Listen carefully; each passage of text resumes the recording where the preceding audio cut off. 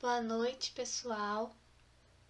Estamos aqui hoje novamente para gravar a apresentação sobre a neurobiologia do aprendizado, por conta de problemas no som da outra tentativa. Então, vamos começar agora. Como eu tinha dito da última vez, sou Ana Beatriz, bióloga, trazer o tema neurobiologia da aprendizagem.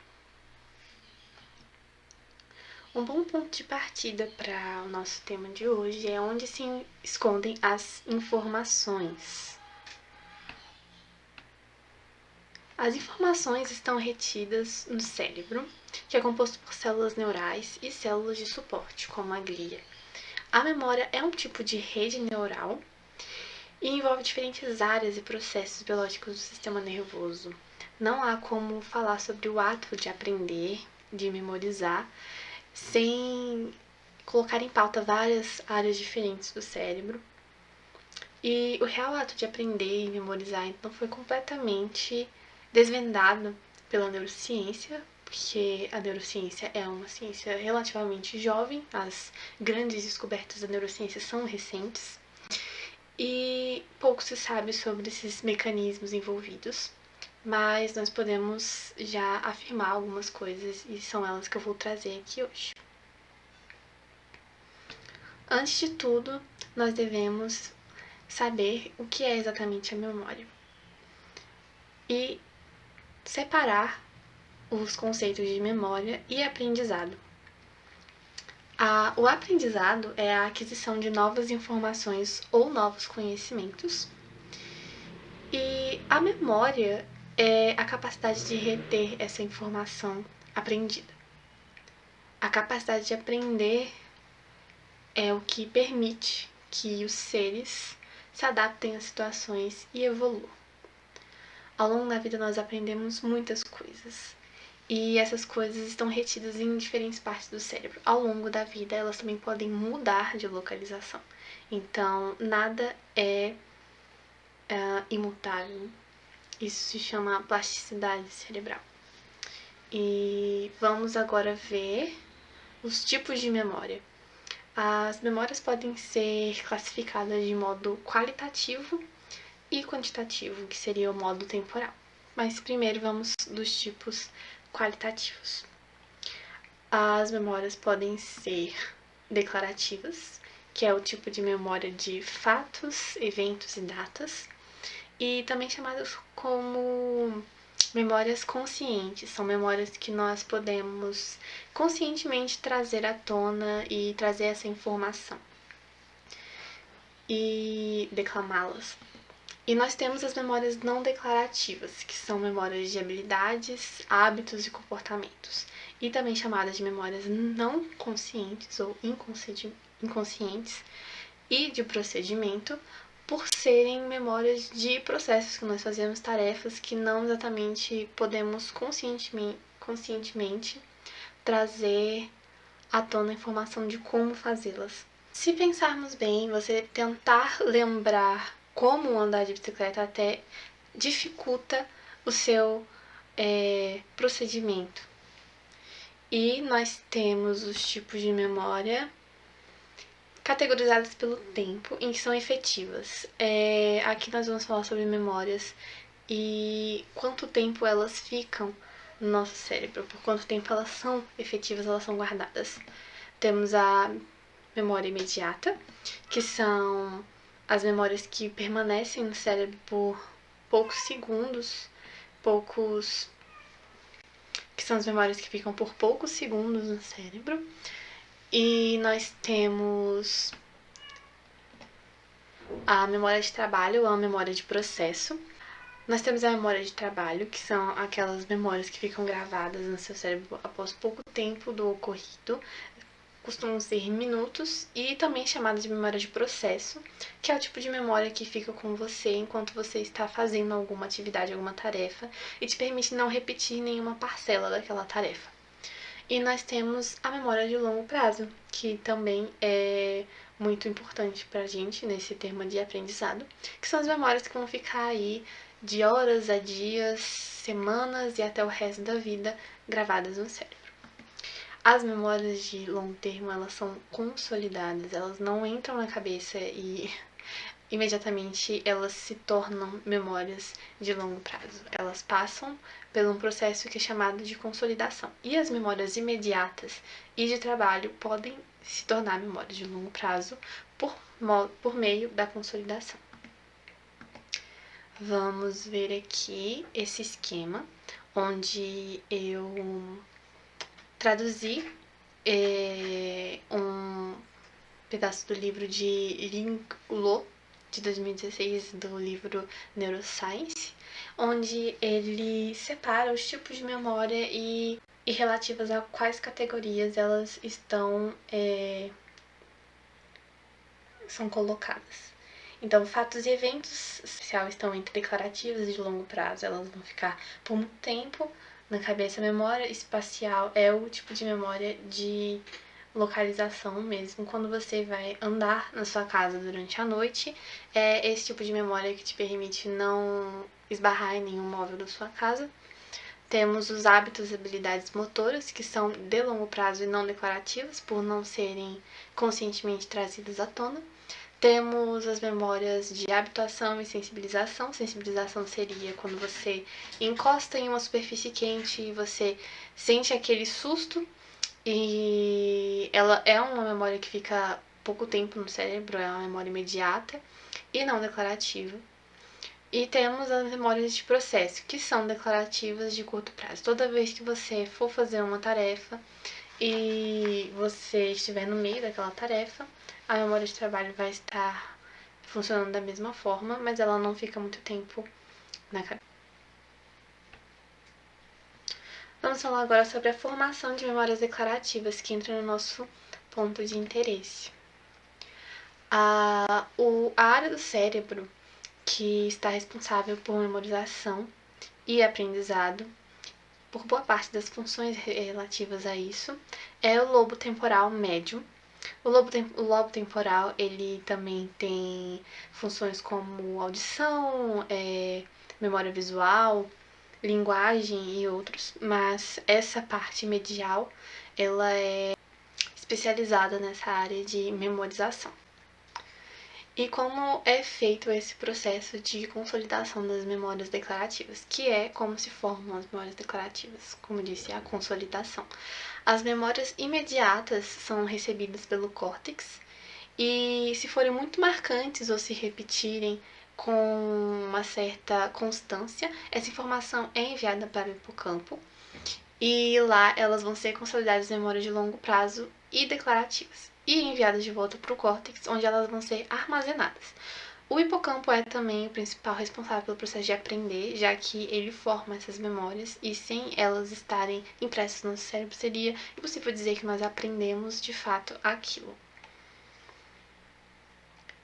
O hipocampo está junto com a amígdala no que nós chamamos de sistema límbico, que fica nessa parte medial do cérebro, um pouco acima do corpo caloso e à frente do cerebelo.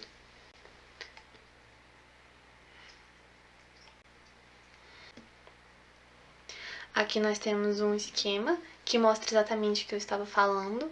É do livro Neuroscience, de 2004, e mostra que, pela visão medial ali, como diz, é a visão lateral, as memórias chegam pelo córtex e o neocórtex, elas passam para o hipocampo e elas podem voltar para o córtex ou elas podem ir para o fórnix e para o hipotálamo. O que é um fórnix? O fórnix é um feixe de axônios que liga o hipocampo com o tálamo e o hipotálamo. Mas isso nós vamos ver um pouco mais à frente. Agora que nós sabemos sobre como são formadas as memórias de longo prazo, nós vamos falar sobre as estratégias de aprendizado na ótica neurocientífica. Nós vamos dizer por que funcionam, como funcionam e por que elas são consideradas importantes.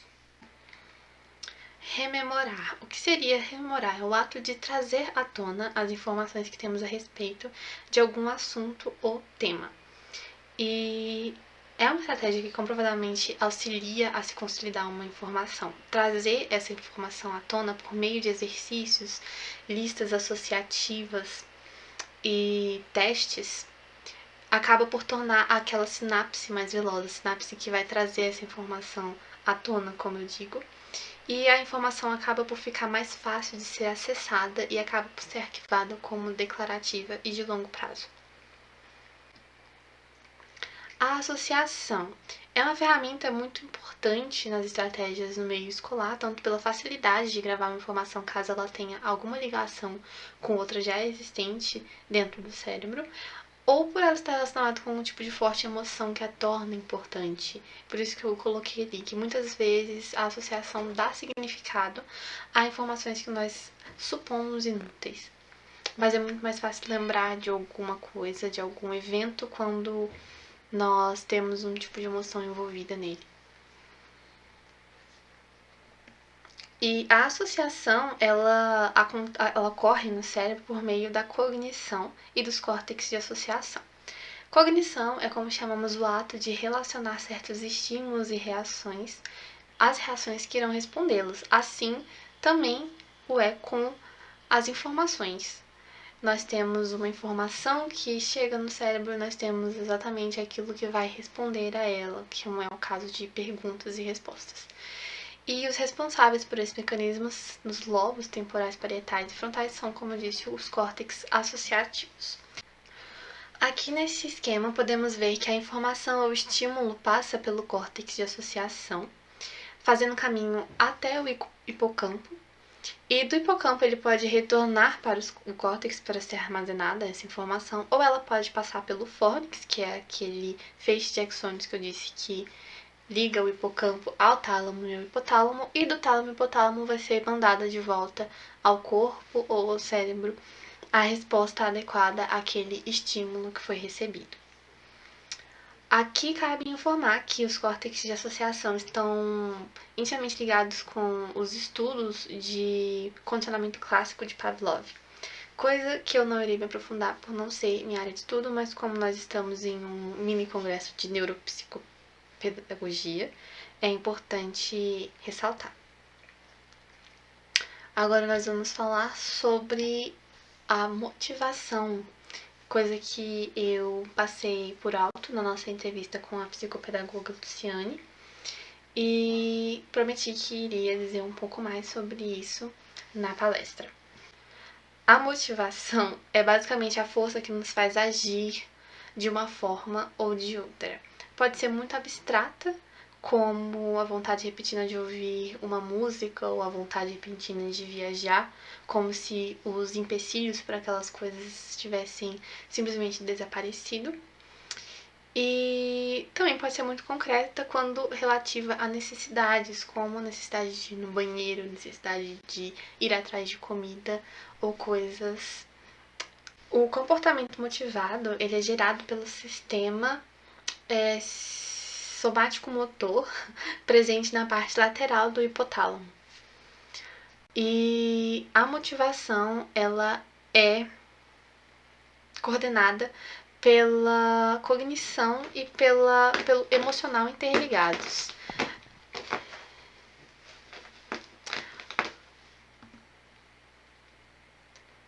A motivação ela depende da interação entre estímulos intrínsecos e extrínsecos. A motivação, quando ela é interna, ela é relativa do indivíduo. É como ele se enxerga perante a situação, é como ele sente prazer, satisfação de exercer certas atividades. E quanto aos estímulos externos, são relativos ao contexto onde esse indivíduo se encontra e o significado que tem atingir certo objetivo, ou melhor dizendo, o que o indivíduo receberá em troca. Isso é a forma como nós podemos resumir o estímulo externo. E o outro tipo de motivação que está muito ligado com o estímulo extrínseco é o vício, aquele que gera o vício. Quando realizamos uma tarefa ou atividade e recebemos algo em troca, alguns sinalizadores cerebrais estimulam a liberação de dopamina, que é o neurotransmissor ligado à satisfação, e é também como nós chamamos de sistema de recompensa do cérebro. Mas o cérebro, ele muitas vezes não sabe apontar o motivo da recompensa. E o vício, ele acaba sendo gerado quando você apenas está interessado nessa sensação de recompensa e você não tem mais tanto interesse pelo prêmio final daquela atividade, apenas pelo processo e por essa sensação que será recebida no final.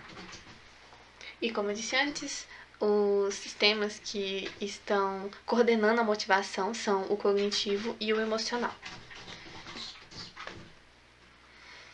Passamos pela motivação e agora nós podemos falar sobre a emoção. O ato de aprender envolve muitas emoções, principalmente positivas quando conquistamos algo, mas também podem ter muitas emoções negativas, porque você está constantemente pondo à prova aquilo que você sabe e você está constantemente correndo atrás de objetivos que não são tão palpáveis. A emoção, ela é basicamente a reação do organismo a um evento externo que possui aspectos fisiológicos, cognitivos e comportamentais. Quando esse evento é posto em prática, ocorrem mudanças nas atividades neurovegetativas, como o aumento da produção de suor, aumento da frequência cardíaca em caso de medo ou raiva, que são controlados pelo hipotálamo, de maneira comportamental, e a amígdala e algumas partes do córtex. A amígdala, ela está no sistema límbico, perto do hipocampo, e ela é apontada como a principal área responsável pela emoção. Muito já se pensou que a forma como nós reagimos a certa coisa era o que ditava qual ia ser a nossa emoção. Porém, isso caiu por terra quando perceberam que quando você sente algumas diferentes emoções, a resposta neurovegetativa do corpo vai ser a mesma, como eu dei o exemplo do aumento de produção de suor, aumento da frequência cardíaca, em caso de medo ou raiva. As duas têm essas respostas muito semelhantes. E hoje em dia essa teoria ela é conjunta com uma outra teoria que acredita sim que a forma como nós reagimos pode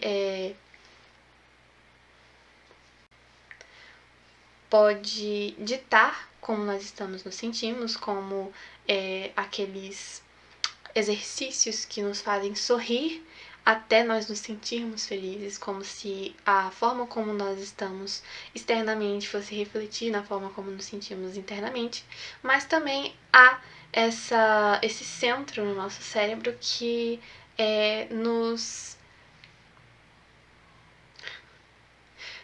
diz como nós vamos reagir a esses eventos que ocorrem.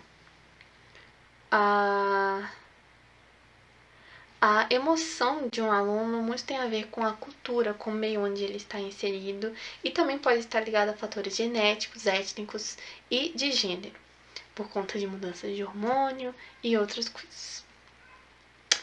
E nós vamos falar agora sobre atenção e foco.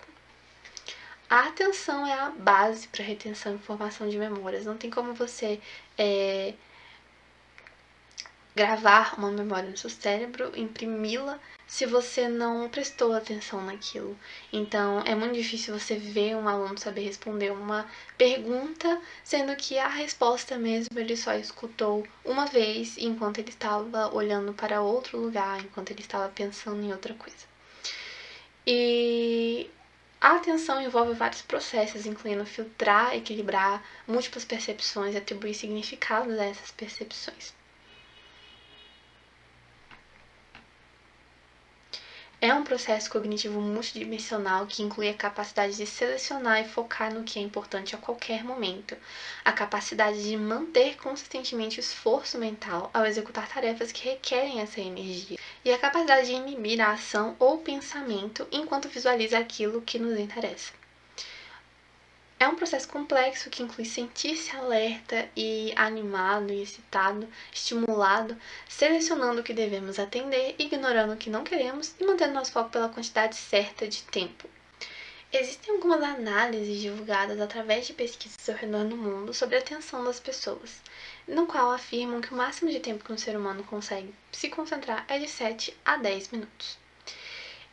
Isso se for uma questão que não seja tão interessante. Quando é algo que prende a atenção das pessoas ou que as interessa, ela pode prestar atenção por mais tempo. Porém, essa atenção ela vai ser passageira. Em algum momento ela irá declinar, por isso o ato de aprender, ele precisa ter pausas, ele não pode ser contínuo, você não pode exigir que o cérebro esteja em atividade total, esteja alerta por 4 horas seguidas, sem que hajam pausas. Por isso nós temos os intervalos entre aulas, nós temos 1 hora de recreio, 1 hora de lanche, que é para que o cérebro consiga respirar, ter um momento de pausa e então voltar ao estado total de alerta. E quanto aos tipos de atenção, nós temos a atenção passiva, que são a percepção involuntária aos eventos ao redor, como a brisa, como cachorros latindo na rua. É uma atenção que ela vai durar pouco tempo, porque depois de um tempo você vai se acostumar com os barulhos ao seu redor, você vai se acostumar com a brisa, você vai se acostumar com essas percepções e você não vai mais estar pensando nelas quando elas forem enviadas ao cérebro. São como informações imediatas que elas ficam ali por alguns segundos e depois elas passam. E nós temos a atenção ativa, que é voluntariamente se concentrar em algo, seja por necessidade ou por curiosidade. A parte do cérebro que controla a nossa capacidade de estar alerta é o sistema de ativação reticular, localizado no tronco cerebral na parte de trás do pescoço. Ela é a parte do cérebro que nos ajuda a sentir-se alerta quando acordamos pela manhã e cansaço à noite quando temos que dormir. Isso reduz o nosso nível de atividade mental para que não nos sintamos mais alertas. Em vez disso, nos sentimos cansados e com sono. Aqui nós temos esse esquema dizendo exatamente onde fica o sistema de ativação reticular. Ele também recebe informações sensoriais da visão, da audição, informações sensoriais vindas pela medula espinhal, que é quando ele vai ditar qual é o nível de alerta que você precisa estar e prestar atenção nas coisas que estão acontecendo ao redor. De forma passiva ou ativa, dependendo do entendimento do indivíduo sobre aquele momento. E como eu falei sobre o descanso, como o sistema de ativação articular é como um termostato, regulando o nosso nível de alerticidade, nós vamos falar agora sobre o último tópico, que é o descanso apropriado. Durante o sono, nosso cérebro reorganiza as informações que foram recebidas ao longo do dia. Por isso, uma boa noite de descanso nos ajuda a reter memórias com muito mais facilidade. Alunos que não têm descanso apropriado têm dificuldades em aprender. Aqui nós temos uma foto mostrando que enquanto nós estamos acordados existe esse processo de recebimento das informações. Elas ficam ali no neocórtex e são armazenadas temporariamente no hipocampo. E enquanto nós estamos dormindo, há essa atividade nos dendritos, que são regiões específicas dos neurônios, elas se intensificam e é nesse momento que vai ser ativado o sistema de consolidação. Depois desse sistema de consolidação, as memórias são enviadas para os locais onde elas devem estar. É como se fosse uma reorganização do cérebro enquanto nós dormimos, onde o hipocampo vai consolidar as memórias que nos interessam, vai descartar ou então vai colocar em um local não muito fácil de ser acessado. E é exatamente esse processo de reorganização que nós vamos chegar no conceito de plasticidade cerebral, que é essa capacidade do cérebro de se adaptar às novas demandas e estar preparado para receber novas informações no outro dia sem esquecer as antigas.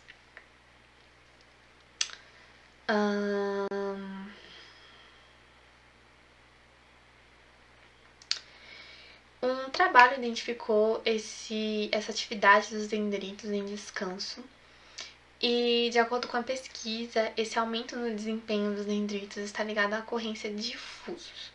Fusos eram associados à formação de memória em seres humanos, são como ondas cerebrais que são emitidas enquanto nós estamos dormindo, que influenciam a formação de memória.